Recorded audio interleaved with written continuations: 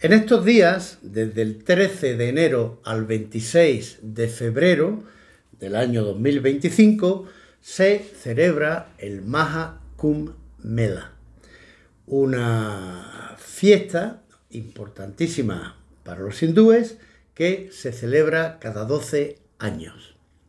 Es la mayor aglomeración de personas en el mundo y tristemente, como ha ocurrido otras veces y se puede esperar cuando se reúnen tantísimos millones de personas, pues ha habido una estampida y han fallecido decenas de personas y hay centenares de heridos. Eso ocurrió ayer. ¿Pero qué es el Maha Kumbh Mela? Hay otros Kumbh Mela. ¿Qué son los Kumbh Mela?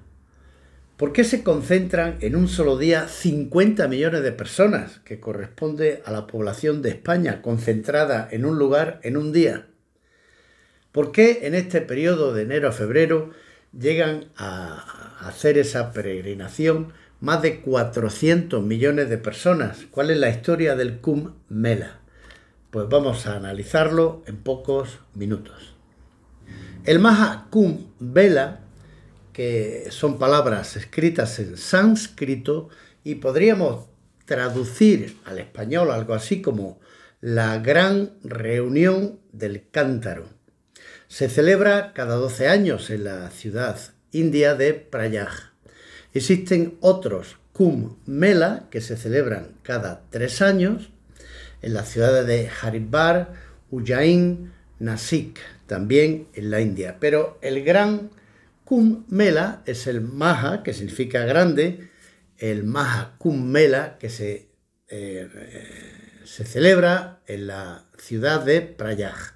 Es una inmensa peregrinación, es la mayor aglomeración de personas en el mundo, atrae en estas fechas de enero a febrero del 2025 y se celebra cada 12 años más de 400 millones de personas.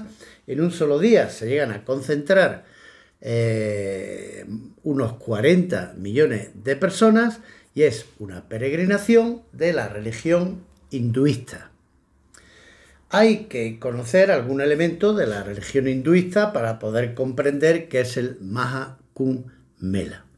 Por cierto, hay 3 términos que son un poco difusos y confundidos por muchas personas que conviene tener muy claros: hindú, indio y hindi. Hindú es el seguidor de la religión hinduista.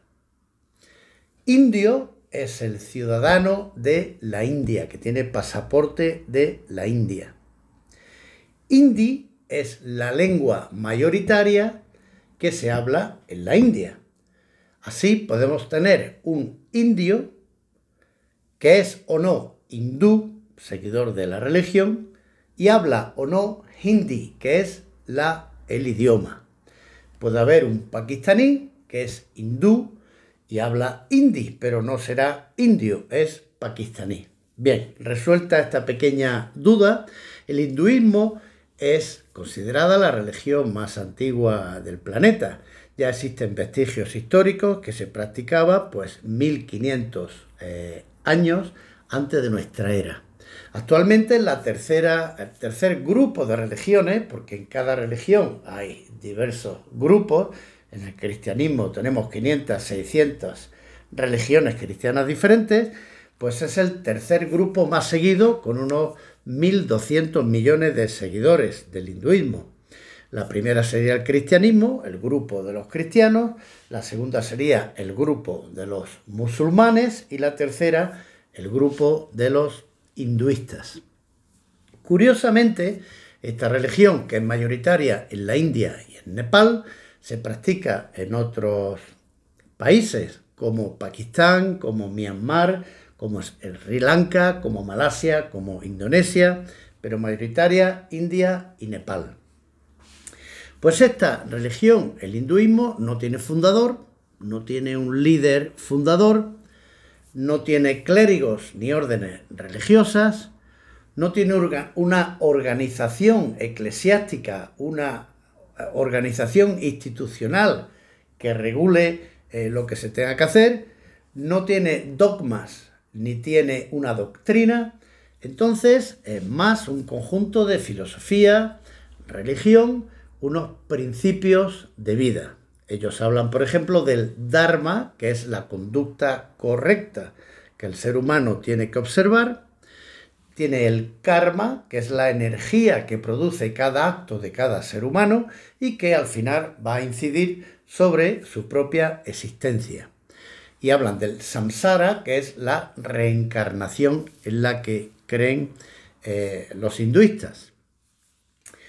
Tienen unos libros sagrados que son los Vedas. Tienen 4 Vedas que están escritos en sánscrito, y de esos Vedas ellos deducen pues la doctrina, la filosofía, lo que tienen que seguir. Es interesante que en Occidente hay muchas personas que siguen prácticas hinduistas, como es el yoga, como es la meditación, y por supuesto no son hinduistas, pero quiere decir que algunas de sus prácticas se han trasladado a otras sociedades.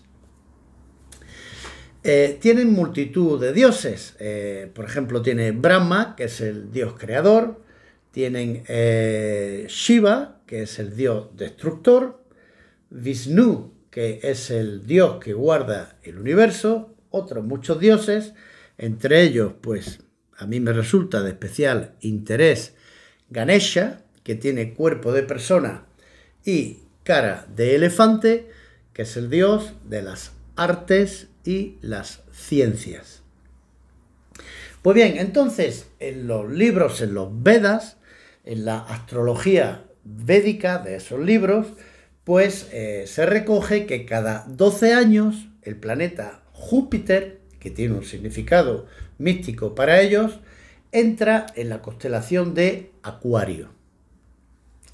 Y eso significa para ellos una señal de creación, de fertilidad, de nueva vida, de que se perdonan los errores que se han hecho en el pasado, y se celebra acudiendo a la confluencia del río Ganges con el Yamuna y el Sarasvati. Interesantemente, el río Sarasvati no existe, existió en la antigüedad y bueno, es un río virtual que estaba allí pero ya no está.